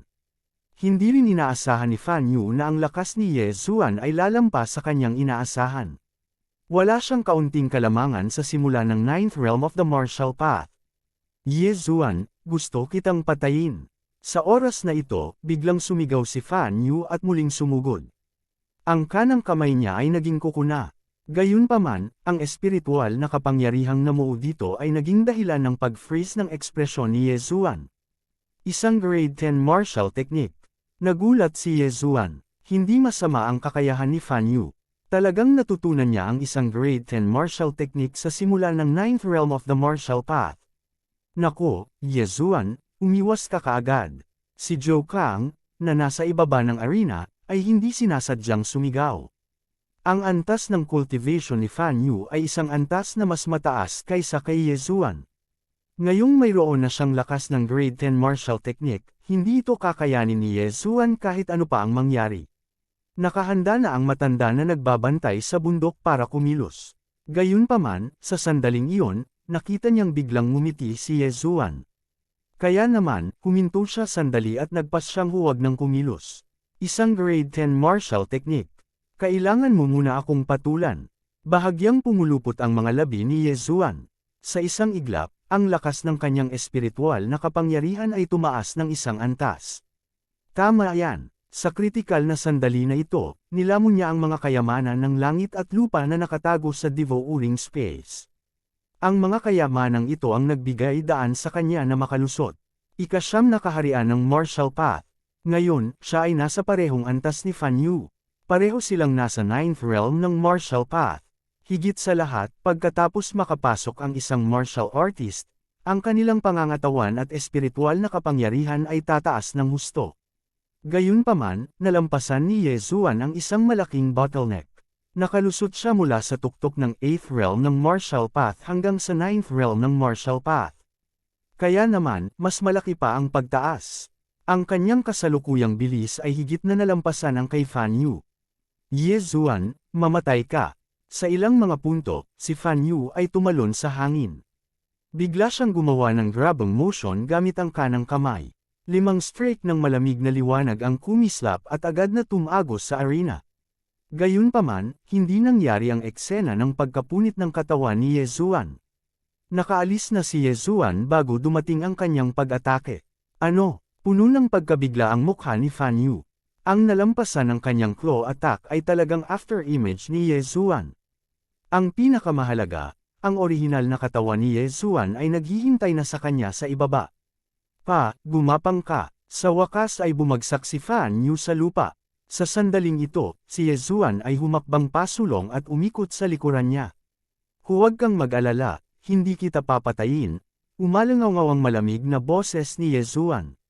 Sa sumunod na sandali, naramdaman ni Fan Yu ang matinding sakit sa kanyang braso. Siya ay likas na tumingin at nakita ang isang nakakagulat na eksena. Ang kanyang kaliwang kamay ay pinilipat sa piniritong dough twist. Basag. Bago pa siya makapag-react, isa pang pares ng kamay ang nakalock sa kanang kamay niya. Walang magawa siyang pinagmamasdan habang umiikot ang kanang kamay ng 180 degrees, na sinundan ng 360 degrees. Hindi lang iyon, 360 degree ay kalahati lamang nito. 720 degrees. Bitik, bitik, bitik. Kabanata 88. Dalawang magkaibang boses ang umalangaw-ngaw, dahilan para mapatulala ang lahat. Ang lahat ay nangyari ng napakabilis na walang makapag-react sa oras. Ang tanging malinaw na nakikita ang bilis ni Yezuan ay ang mga elder. Sa 10th realm of the martial path, maging ang mga instructor sa 9th realm ay hindi ito nakikita ng malinaw. Anong klaseng bilis iyon? Biglang lumakas ang sigaw ni Fan Yu. Napatingin ang lahat at napagtanto na si Fan Yu ay bumagsak sa lupa. Ang talampakan ng kanyang mga paa ay natapakan ni Yezuan. Gayunpaman, hindi ito ang wakas. Gusto ni Yezuan na lubusang pilayin si Fan Yu. Ngayong napilayan na niya ang magkabilang braso at isang paa ni Fan Yu, isang uling hakbang na lang ang natitira. Tumigil ka. Sa sandaling ito, nag-react ang mga eksperto ng Skycrackang sect. Agad silang tumalon sa arena at tumakbo patungo kay Yezuan. Kasabay nito, tumalon din si Zhou Kang at ilang iba pang matatanda sa arena. Magsisimula na ang isang mahusay na labanan. Brat, papatayin kita. Umungol si Li Haodang. Iniwan niya ang kanyang posisyon bilang vice sect leader ng Skycrackang sect at sumugod kay Yezuan. Sect leader Li, lagpasan mo muna ako. Isang figure ang lumitaw sa kanyang harapan.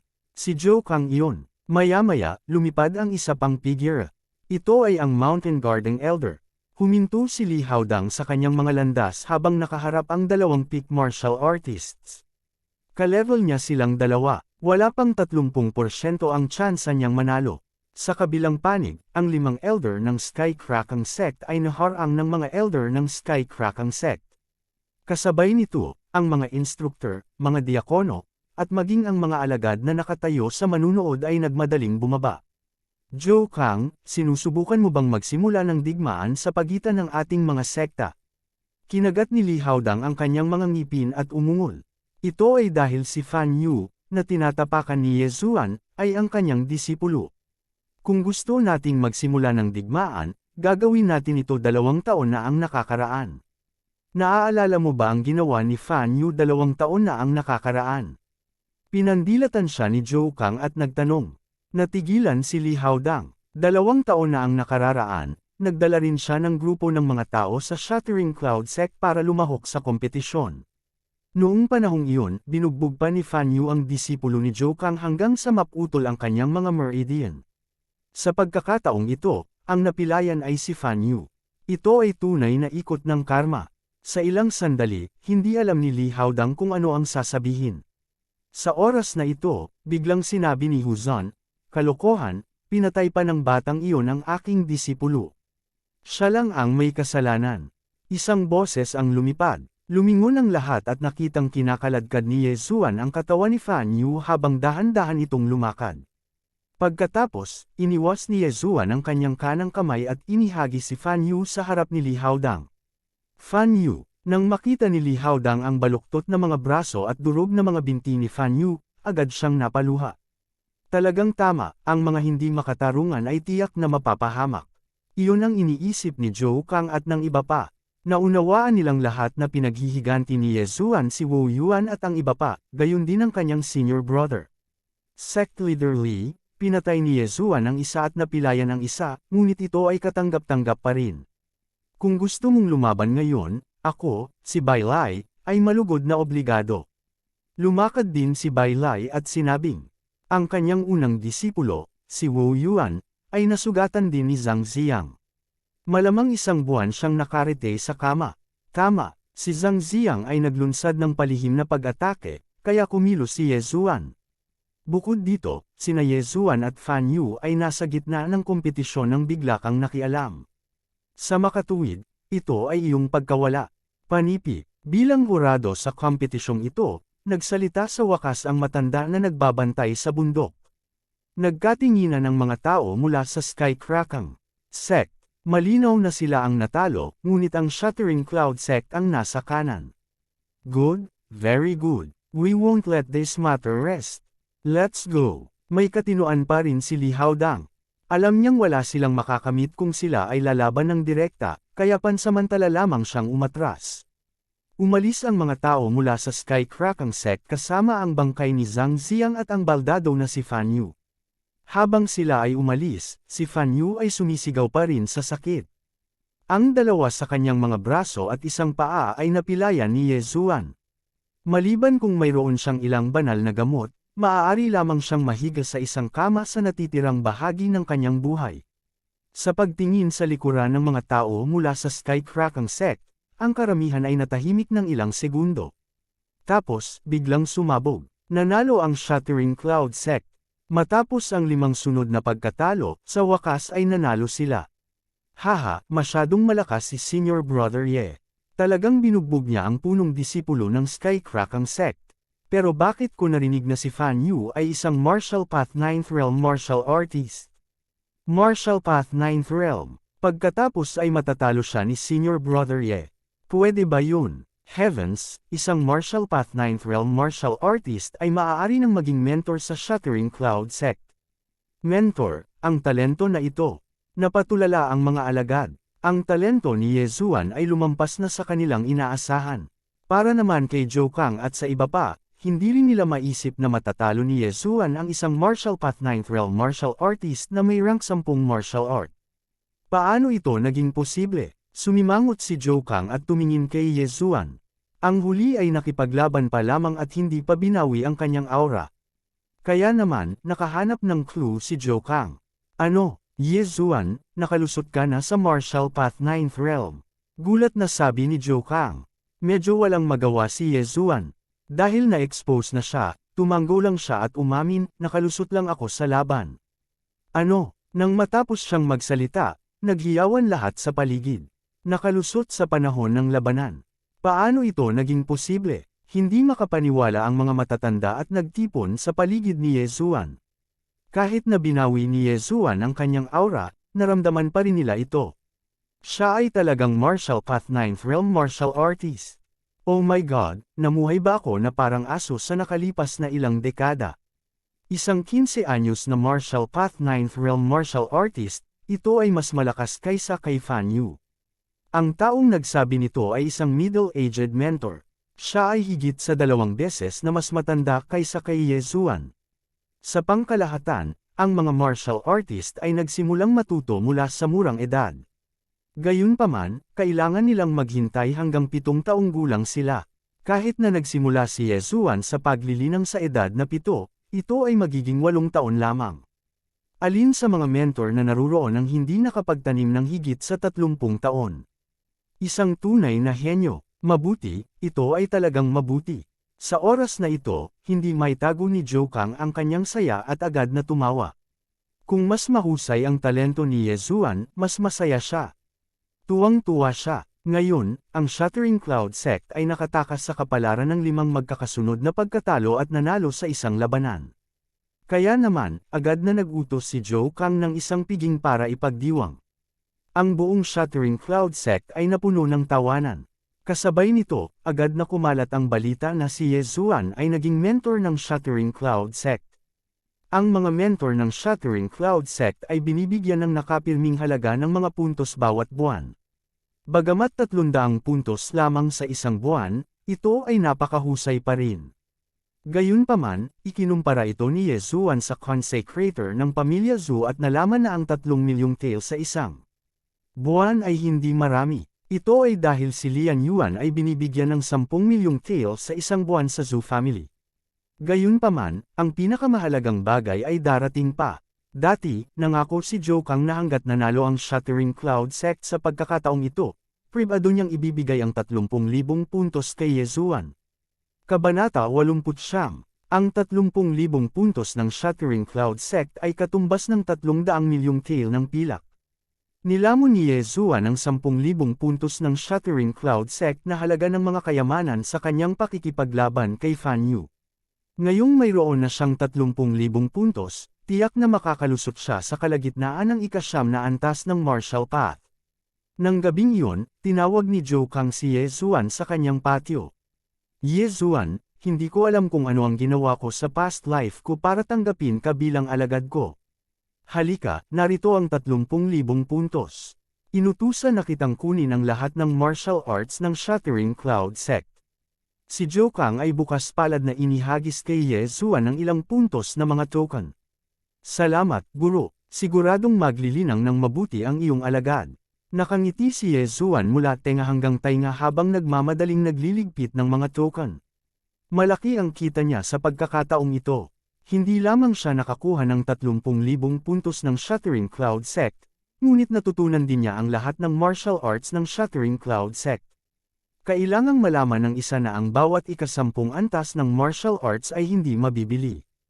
Ang kanilang presyo ay kinakalkula sa daan-daang milyon. Sige, pwede ka muna. Tumango si Zhou Kang bilang kasiyahan. Kinuha ni Ye Zuan ang 30,000 puntos at nagmamadaling umalis. Malaki ang ipinuhunan ni Zhou Kang sa kanya. Bago dumating ang taya ng Shattering Sky Sect, naglagay na siya ng sarili niyang taya. Ang dahilan kung bakit siya kumuha ng napakaraming puntos ng sabay-sabay ay upang payagan si Ye Zuan na linangin ng mapayapa sa Shattering Cloud Sect sa mga susunod na araw. Isang 15-year-old 9th level of the Martial Path. Sok-sok. Kung makukuha ko ang katawan na ito, siguradong makakalusot ako sa True Spirit Realm bago magta-30. Maaari ko pang tunguhin ang True Energy Realm sa buong buhay ko. Mukhang oras na para ihanda ang huling bagay. Naglabas ng 2 sinag ng liwanag ang mga mata ni Zhou Kang nang mawala siya sa looban. Gayunpaman, sa oras na ito, ang ignorante na si Yezuan ay pumunta na sa Alchemy Hall at ipinagpalit ang lahat ng 30,000 puntos para sa makalangit at makalupang kayamanan. Pagkatapos, naglakbay siya sa Martial Arts Pavilion at kinuha ang tanging 8 kopya ng 10th grade martial arts. Katulad ng dati, itinago ni Yezuan ang mga bagay na ito sa devouring space. Kaagad niyang lalamunan ang mga ito kapag kailangan niya ang mga ito. Sa ganitong paraan, may tatago niya ang kanyang lakas. Tulad ng para sa 10th grade martial arts, si Yezuan ay walang gamit para sa mga ito sa sandaling ito, kaya hindi niya natutunan ang marami sa mga ito. Isang movement martial art lang ang natutunan niya kung sakaling kailanganin niya ito. Siya ngayon ay nasa unang bahagi ng ika-9 na yugto ng martial path. Maaari siyang gumamit ng rank 10 martial art, ngunit maaari lamang siyang tumagal ng kalahating minuto. Makalipas ang kalahating minuto, maubos ang kanyang espiritu. Gayunpaman, ang nagpasakit sa mga bola ni Yezuan ay ang paggastos niya ng 100 devouring points upang matutunan ang grade 10 martial art na ito. Sa makatuwid, mayroon pa rin siyang higit sa 500 devouring points at 300 milyong taels ng pilak na halaga ng cultivation resources. Ngayon ang ikatlong araw pagkatapos ng kompetisyon sa pagitan ng dalawang sekta, at nagkataon na bagong buwan na. Sa makatuwid, pumunta si Yezuan sa Alchemy Hall upang mangolekta ng isa pang 2,300 puntos na halaga ng mga kayamanan at ilagay ang mga ito sa kanyang lumalamon na espasyo. Sa sandaling ito, bigla siyang naisip ng isang problema. Hindi na kailangang mag-imbak ng 300 milyong tael ng pilak sa devouring space. Kailangan lang niyang kainin ang 200 milyong tael ng pilak at mag-iwan ng 100 milyon sa devouring space. Kung ganoon, ang 200 milyong heaven and earth treasures ay maaaring ma-convert sa spiritual energy, na maaaring mapataas ng kaunti ang kanyang lakas. Kung makatagpo siya ng problema na hindi niya malutas, lalamunan niya ang huling 100 milyong tael ng mga kayamanan at masisira. Matapos makapasok sa ika-9 na yugto ng martial path, tumaas ang dami ng heaven and earth treasures at divine weapons. Sa makatuwid, kinailangan ni Yezuan na magsimulang magtrabaho ng husto para kumita ng pera. Kung hindi, mananatiling stagnant ang kanyang lakas. Kahit na nakakakolekta siya ng higit sa 2,000 puntos na halaga ng mga kayamanan bawat buwan, hindi siya maaaring manatili sa Shattering Cloud sect sa buong taon. Kung ganoon, kakailanganin niya ng 1 o 2 taon para makalusot. Kaya naman, kinailangan niyang tumanggap ng misyon at bumaba ng bundok para magkaroon ng karanasan. Sa sandaling ito, nakarating na siya sa Shattering Cloud Sect's Training Hall. Instructor Ye, anong uri ng misyon ang gusto mong tanggapin? Magalang na tanong ng deacon ng training hall. Ngayon, alam ng buong Shattering Cloud sect na si Yezuan ay naging isang instructor, at siya ay walang exception. Hayaan mo muna akong tingnan. Si Yezuan ay nasa ika-9 na yugto na ngayon ng martial path, kaya siya ay kwalipikadong tumanggap ng isang rank 9 na misyon. Binaliktad niya ang listahan ng mga rank 9 na misyon at nag-lock sa isang material na misyon. Ang misyong ito ay inilabas ni Elder Xe ng Alchemy Hall. Kinakailangan nito ang gallbladder ng Flame Python. Kasabay nito, sinabi ng misyon na ang Flame Python ay naninirahan sa isang nakakapasong lugar sa kalaliman ng 18 mountain ranges ng Lianian. Rank 9 na Demonic Beast, 1,500 points. Sige, kukunin ko na. Agad na tinanggap ni Yezuan ang misyong ito. Ang misyong ito ay hindi masama. Maaari siyang kumita ng pera at mangolekta ng mga bloodline ng demonyong hayop sa parehong oras. Maaari din niyang bisitahin ang Thousand Gold City at Lianian City habang nasa daan. Matapos tanggapin ang rank 9 na misyon na ito, naghahanda si Yezuan na bumalik sa courtyard para aipak ang kanyang mga bagahe. Gayunpaman, pagbalik niya sa kagubatan ng kawayan, may nabunggo siya. Guan Yulan. Pagkatapos ng kompetisyon sa pagitan ng dalawang sekta, naging mas malapit ang relasyon ni Guan Yulan at Yezuan. Natural lang na naging magkaibigan sila. Gayunpaman, ang kakaiba ay sa tuwing kasama ni Guan Yulan si Yezuan, palagi siyang nakakaramdam ng kaunting pagkabalisa. Hindi masama ang paningin ni Yezuan. Natural, napansin niya ito. Ngayon, sigurado siyang nahulog na si Guan Yulan sa kanya. Bumababa ka ng bundok para mag-training mission. Nagtatakang tanong ni Guan Yulan.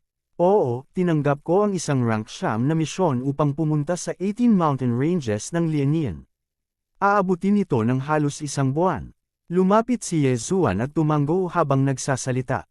Saglit na nag-alinlangan si Guan Yulan bago sinabing, kung gayon, hintayin mo ako. Tatanggap din ako ng misyon. Sabay na tayo. Oo, sige. Hindi man lang nag-isip si Yezuan bago sumagot. Okay. Mahinang sagot ni Guan Yulan at saka tumakbo palayo. Tumingin si Yezuan sa kanyang likod at ipinakita ang isang tiwala ng ngiti.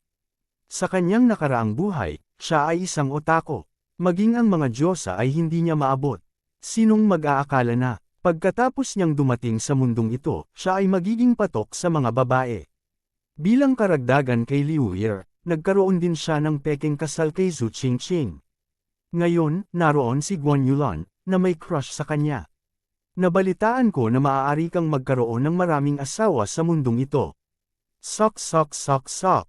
Bata pa si Zhu Qingqing. Pwede ko munang kunin si Guan Yulan. Tumingin si Yezuan sa likod ni Guan Yulan at tumawa ng nakakaloko. Hindi nagtagal, tumakbo pabalik si Guan Yulan. Tinanggap niya ang isang rank 8 na misyon, na inisyo rin ni Elder Exi. Ito rin ay para manghuli ng mga demonyong hayop at mangolekta ng mga materyales. Sumama rin siya kay Yezuan sa 18 mountain ranges ng Lianian. Pagkatapos, sabay silang umalis sa Shattering Cloud Sect. Nang makita ng mga alagad ang dalawa na magkasamang umalis, ang ilan ay umiling sa habag. Nadama ng ilan na sina Yezuan at Guan Yulan ay isang magandang tugma. Sa pagkakataong ito, ang destinasyon ni Yezuan at Guan Yulan ay ang 18 mountain ranges ng Lianian. Gayunpaman, dahil sasama si Guan Yulan sa kanila, makakasakay lang si Yezuan sa kabayo. Ilang araw silang gumugol para marating ang ika-9 na bulubundukin ng 18 bundok ng Lianian. Pagkatapos, nagsimula silang lumalim. Yulan, anong demonyong halimaw ang hinahanap mo? Matapos makapasok sa 18 mountain ranges ng Lianian, lumingon si Yezuan at nagtanong.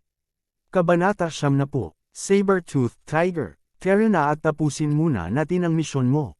Sabi ni Yezuan, noong una siyang pumasok sa Shattering Cloud Sect, nakapatay na siya ng Saber-Toothed Tiger, ngunit ito ay isang labanan. Ngayon, kung makatagpo siyang muli ng Saber-Toothed Tiger, mapapatay niya ito sa isang suntok. Okay, bahagyang tumango si Guan Yulan. Ang Saber-Toothed Tiger ay isang ika-8 ranggo na halimaw, kaya kailangan pa nilang pumunta ng mas malalim sa mga bundok.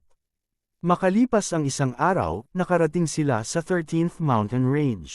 Habang nasa daan, nakatagpo si Yezuan ng ilang halimaw na hindi pa niya nakita. Siyempre, ang mga halimaw na ito ay pinatay lahat ni Yezuan mula sa malayo at ang mga bangkay ay nilamon. Bagamat nasa tabi niya si Guan Yulan, nagtiwala si Yezuan sa kanya, kaya binigyan niya siya ng dahilan, na ang interspatial ring. Laking gulat din ni Guan Yulan, dahil ang isang interspatial ring ay hindi mabibili, at walang sinuman sa buong Shattering Cloud Sect ang mayroon nito. Gayunpaman, nakita niya ito minsan, at iyon ay sa lugar ng kanyang kinakapatid na ama. Maaaring ibenta ang mga bangkay ng mga halimaw para sa pera, kaya walang pakialam si Guan Yulan. Umuungol. Sa sandaling pumasok sina Yezuan at Guan Yulan sa 13th Mountain Range, nakarinig sila ng dagandong. Ayon sa kanyang alaala, agad na naalala ni Yezuan na ito ang dagandong ng isang tigre na may ngiping saber. Hindi masama ang swerte natin. Tara na at tapusin muna natin ang misyon. Kasunod ng dagandong, mabilis na nakahanap si Yezuan ng Saber-Toothed Tiger, ngunit itong Saber-Toothed Tiger ay kasalukuyang nakikipaglaban sa isa pang halimaw. Ito ba ang ika-8 ranggo na Howling Moon Silver Wolf? Nakilala ni Yezuan ang halimaw na ito. Ito ay isang higanteng lobo na may pilak na balahibo, at tulad ng Saber-Toothed Tiger, isa rin itong halimaw sa ika-8 ranggo. Gayunpaman, ang Howling Moon Silver Wolf na ito ay mas malakas kaysa sa Saber-Toothed Tiger nang umabot ito sa pagtanda. Si Yezuan at Guan Yulan ay nakatayo sa malayo habang tahimik nilang pinagmamasdan ang dalawang demonyong halimaw na nakikipaglaban hanggang mamatay sa isang bangkay. Masarap maging malakas, makaupo sa bundok at manood ng mga tigre na lumalaban, habang ang mga walang lakas ay kailangang tumakas. Napabuntong hininga si Yezuan sa kanyang puso. Napansin din ng dalawang demonyong hayop si Yezuan, ngunit nang makita nila na sina Yezuan at Yezuan ay walang balak na humakbang pasulong, nagpatuloy sila sa pakikipaglaban. Gayunpaman, ang ikinagulat ni Yezuan ay ang Howling Moon Silver Wolf na ito ay hindi kasing lakas ng kanyang inaakala. Bagamat matagumpay nitong nahawakan ang tigre na may ngiping sable hanggang sa mamatay, nakaranas din ito ng ilang pinsala. Umuungol. Ang Howling Moon Silver Wolf ay umungal kina Yezuan at Yezuan. Pagkatapos, kinaladkad nito ang bangkay ng hindi kilalang demonyong halimaw. Para kay Yezuan, bukod sa pagbebenta ng demonic beasts, maaari din niyang lamunin ang mga ito. Sa makatuwid, hindi pa kakawalan ni Yezuan ang pagkakataong ito.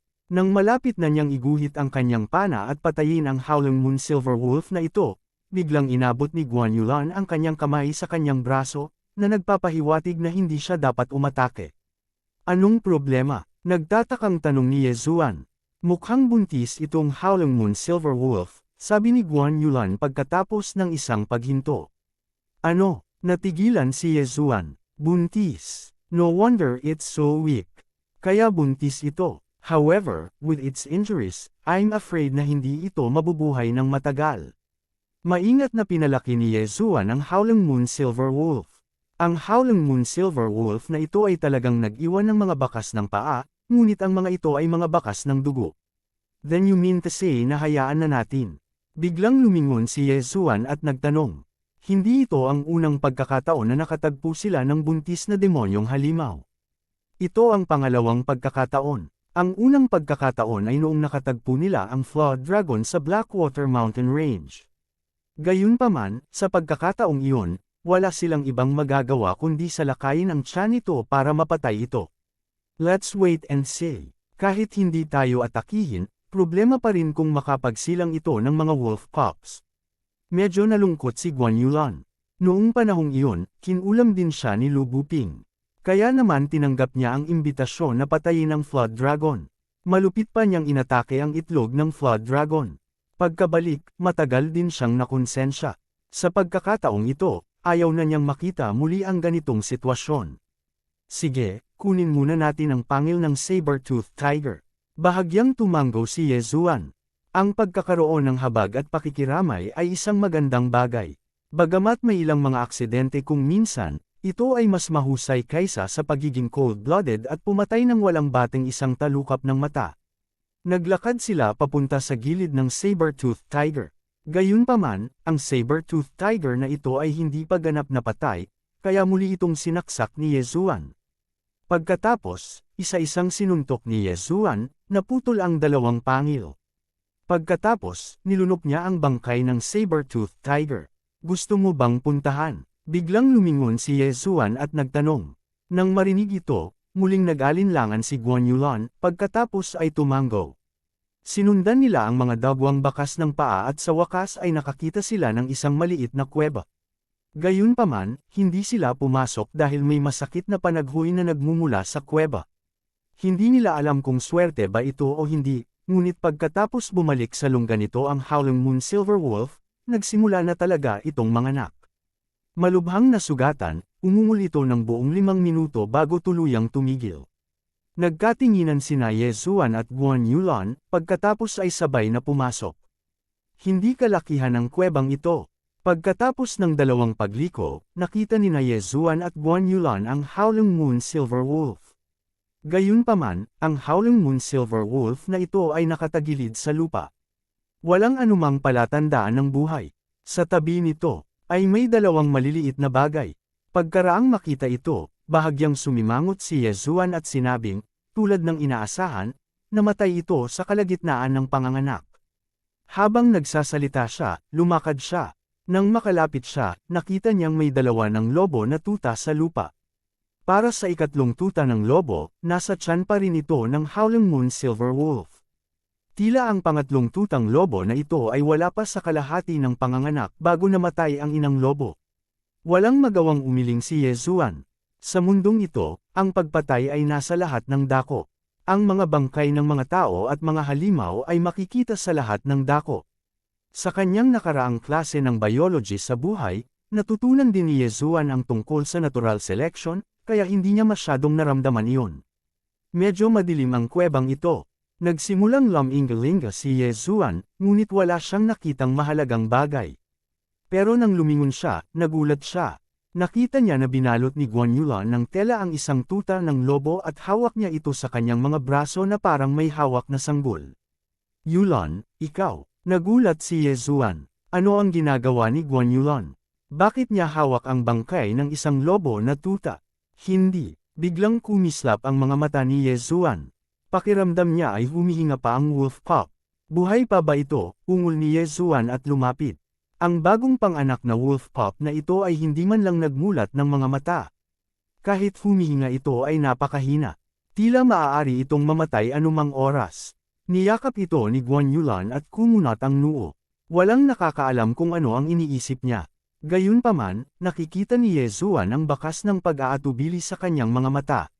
Napakahina ng wolf pup na ito. I don't think it will live for long. However, I have some pills that monsters can take. Maybe it can save its life. Tumingin si Yezuan kay Guan Yulan at dahan daw ang sinabi. Nang marinig ito, biglang tumingala si Guan Yulan kay Yezuan. Gayunpaman, bago pa siya makapagsalita, nagpatuloy si Yezuan, napakahirap paamuin ang mga halimaw. Kahit napalakihin mo ito mula sa murang edad, maaaring hindi ka nito makilala bilang Panginoon nito. Sa kanyang nakaraang buhay, nanood din si Yezuan ng ilang pelikula tungkol sa mga hayop, tulad ng Young Fart's Fantasy Journey.